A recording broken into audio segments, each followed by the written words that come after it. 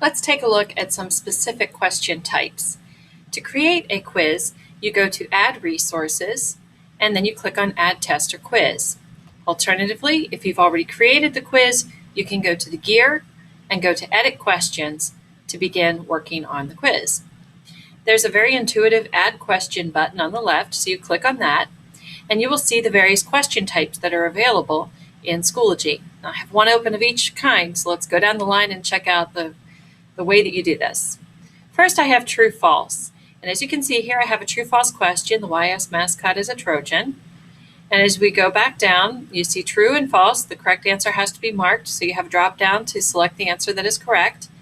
And then you can add the points value. And when you're content with the question, click Save Question.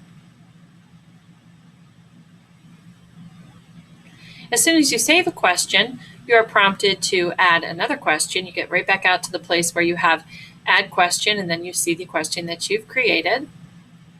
Going down the line to the next type of question, I have multiple choice. Which of the following lives in water? I added cricket, fish, cat, and chickens. Off to the right, I selected fish as the correct answer. I also checked the option to randomize the choices to cut down on cheating. They'll be in different order on different machines. And the point value is right there. And I click Create Question again. So now I have two questions. The next question type is an ordering question.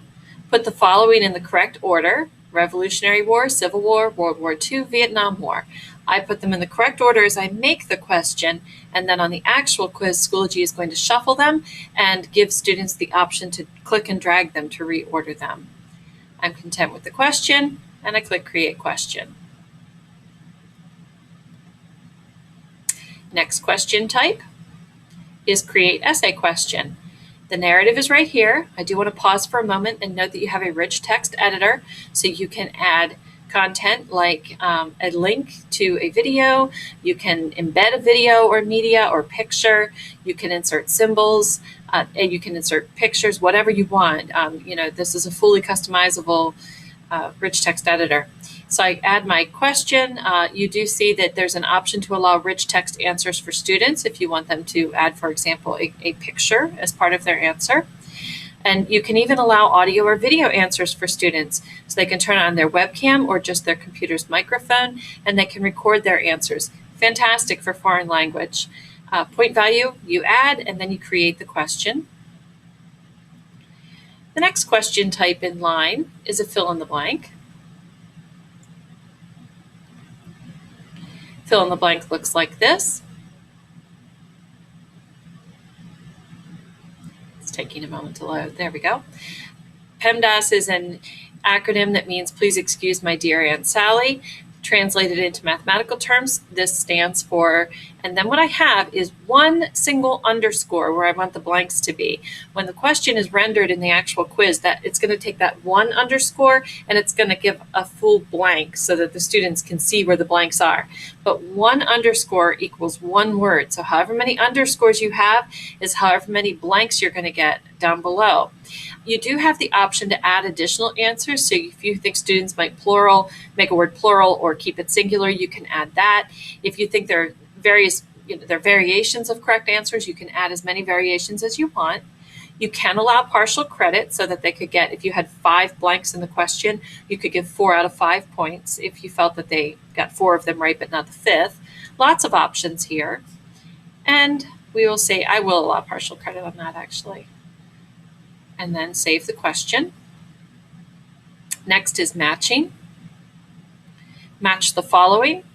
This is maybe just a little bit of complexity here. Down the left side, you ask your questions. Down the right side, you do your answers. Now, lining up straight across from each other, you'll see that I have the correct answers lined up. If you have identical answers on the right-hand side, they will be combined into one single answer option for students. So you don't have to worry that there will be, that it would say nervous system several times. They just have to, if they could use nervous system for more than one is an option, is what I'm trying to say.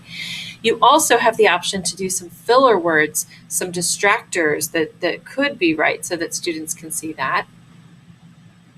And when we're content, We save the question. There are only two other options with quiz making, and the first is to add a page break or text box. That looks like this.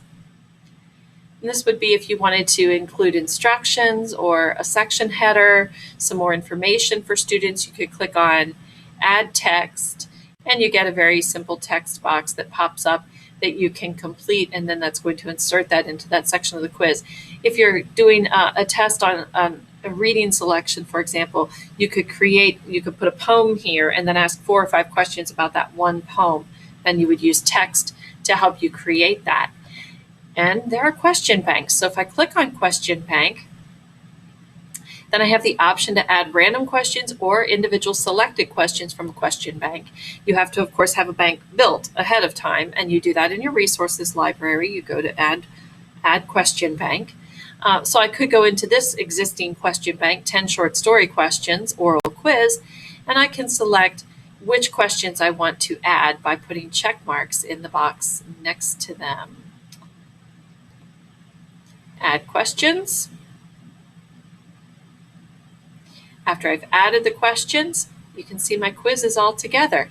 Now, if I want to see what this quiz looks like for students, I can click on the Preview tab at the top of the screen, and the Preview tab is going to show me what this quiz ends up looking like. Begin test or quiz. Now I'm looking at it like the students will see it. So the first question I could answer, and you can actually type your answers in there. And as you can see, for the matching, I just have my options down the left, and then I have my column on the right, and those fillers have been added. I get a nice big text box for my essay question. For the true-false question, I'm not sure where the true-false, that should be there. I think I just have a little bit of a glitch going on, which is not a problem. We don't see it in the actual quizzes. This is a preview mode. And then we finally have those last 3 questions from the question bank. So it's pretty easy to build a quiz. You just have to have your information ready to go.